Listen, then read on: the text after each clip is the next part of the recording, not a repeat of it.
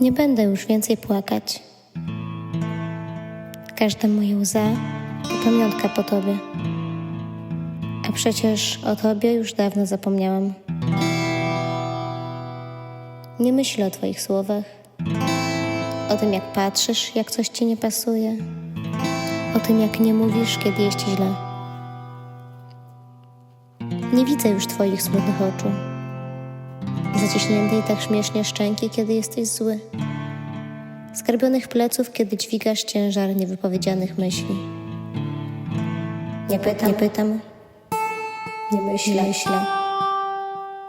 szukam. Nie pamiętam. Tylko czemu ciągle o tym mówię?